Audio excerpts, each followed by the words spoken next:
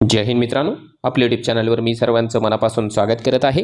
आजच्या या व्हिडिओच्या माध्यमातून आपण रयत शिक्षण संस्थेमध्ये पवित्र पोर्टल मार्फत निवड झालेल्या उमेदवारांना नियुक्ती देण्याकरिता शासन काही पाऊल उचलणार आहे किंवा नाही, किंवा जे आहे शासनाने पूर्णतः या उमेदवारांना वाऱ्यावर सोडून दिलेलं आहे, त्याविषयी आपण जे आहे या व्हिडिओच्या माध्यमातून चर्चा करणार आहोत। कारण सध्याच्या घडीला रयत शिक्षण संस्थेमध्ये निवड झालेल्या उमेदवारांचं बेमुदत आमरण उपोषण सुरू आहे आणि या उपोषणामध्ये ज्या काही घडामोडी घडत आहेत त्या खऱ्याच अर्थाने हृदय पिळवटून टाकणारे आहे।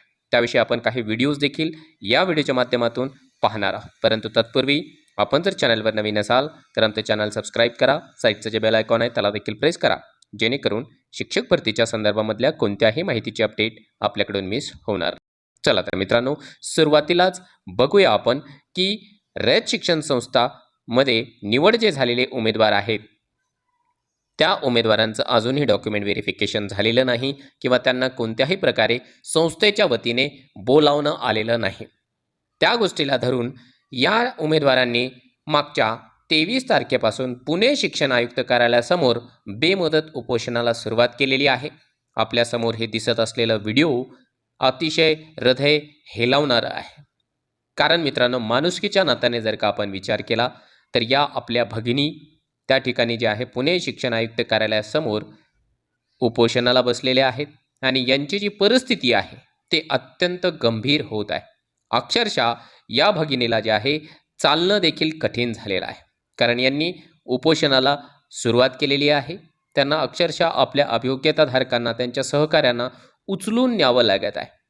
शासनाने जे आहे कुठेतरी या लोकांची दखल घेणं आजच्या तारखेला अत्यंत आवश्यक आहे। या भगिनीचीच नव्हे तर यांच्यासोबतच आणखी जे अभियोग्यताधारक तर मी म्हणणार नाही, कारण आता ते नवनियुक्त शिक्षक झालेले आहे। या नवनियुक्त शिक्षकांची जी अवस्था आहे ती अतिशय बिकट झालेली आहे। ते पाहून खऱ्या अर्थाने आपल्यापैकी कुणाच्याही हृदयाला या ठिकाणी पाजर फुटल्याशिवाय राहणार नाही।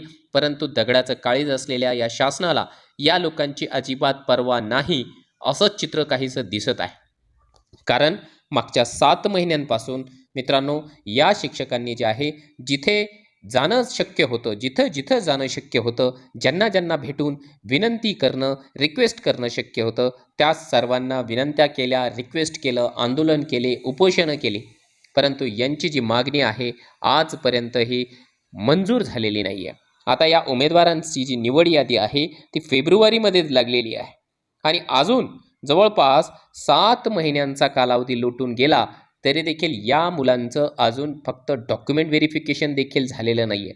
ही एक खऱ्या अर्थाने शोकांतिका आहे। शासन किंवा संबंधित जी संस्था आहे ती कोर्टामध्ये केस असल्याचं कारण या ठिकाणी समोर करताना आपल्याला दिसत आहे।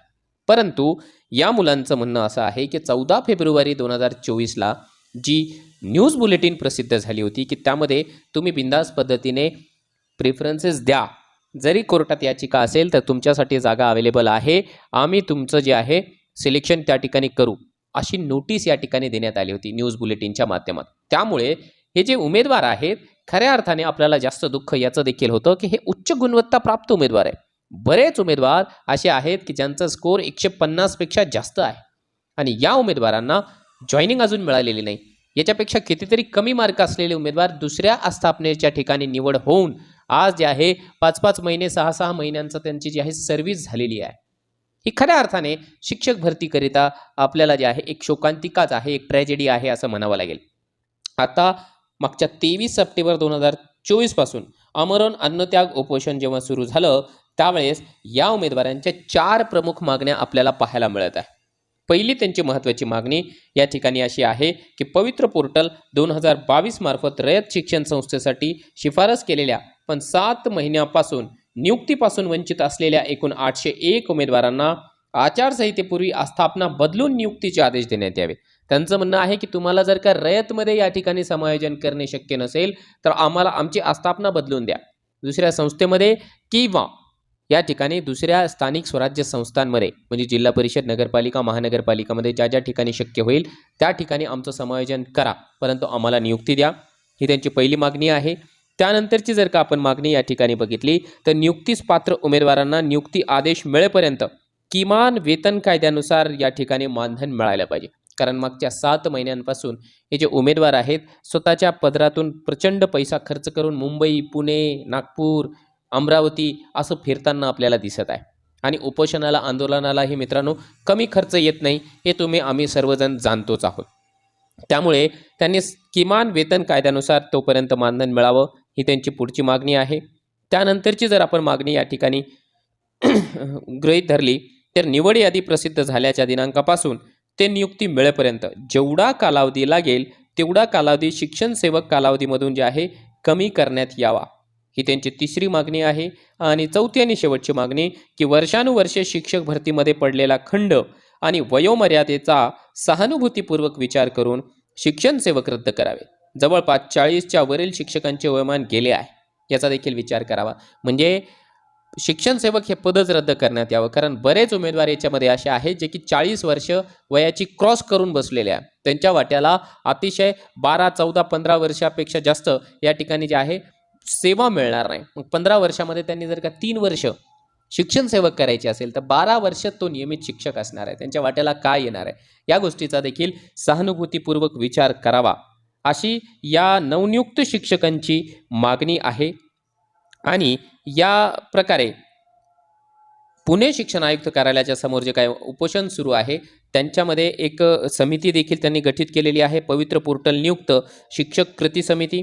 या कृती समितीने अतिशय व्यवस्थितपणाने पद्धतशीर पद्धतीने जे आहे सिस्टमॅटिक पद्धतीने आणि संविधानाच्या नियमावलीला मान्य करून संविधानाप्रमाणे आंदोलन, उपोषण किंवा निवेदन केलेलं आहे. ही देखील गोष्ट खऱ्या अर्थाने वाखाणण्याजोगी आहे. त्यामध्ये महत्त्वाचं म्हणजे त्यांनी जी मागची पत्रकार परिषद घेतली त्यामध्ये गिरीश फोंडे सर हे त्याच्यासोबतच शिक्षक कृती समितीचे जे प्रतिनिधी आहेत विलास नाईक सर असेल, बसवराव तवडे, कृष्णा देशमुख, पद्मजा पाटील, विकास सोनवलकर, उमा मेढे, राहुल राठोड, आशा राठोड, राहुल घायमुक्ते, संकेत माने, अनिता शेलार, राजू पटेकर, रश्मी दहिवाले, विशाल लाड इत्यादी जे आहे ते उपस्थित होते. आणि आपलं देखील मित्रांनो या लोकांच्या मागणीला निश्चितपणाने पाठिंबा असणार आहे, कारण यांची जी काही मागणी आहे ती योग्य आहे आणि खऱ्या अर्थानं सहानुभूतीपूर्वक देखील त्यांचा विचार होणं या ठिकाणी आवश्यक आहे आणि नियमानुसार देखील त्यांचं विचार होणं या ठिकाणी आवश्यक आहे. अन्यथा उच्च गुणवत्ताधारक उमेदवारांना तुम्ही कुठेतरी डावलत आहात. शासन जे आहे उच्च गुणवत्ताधारक उमेदवारांना डावलत आहे असा याचा अर्थ होऊ शकतं. त्याच्यामुळे मायबाप सरकारने लवकरात लवकर या ठिकाणी जे आहे या नवनियुक्त शिक्षकांच्या व्यथा समजून घ्याव्या.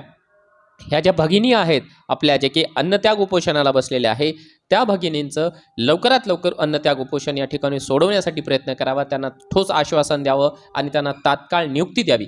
कारण या लोकांच्या जीवाचं जर का बरं वाईट झालं तर कोणताही अभियोग्यताधारक जे आहे संबंधित शासनाला, संबंधित मंत्री महोदयांना जे आहे कदापि माफ करणार नाही. त्याच्यामुळे या आमच्या भगिनींची या ठिकाणी काळजी घ्यावी आणि त्यांच्या उपोषणाला लवकरात लवकर दाद देऊन लवकरात लवकर या उमेदवारांना समायोजन करून घ्यावं, सामावून घ्यावं अशीच आपण या व्हिडिओच्या माध्यमातून मायबाप सरकारलाही विनंती करतो आहोत.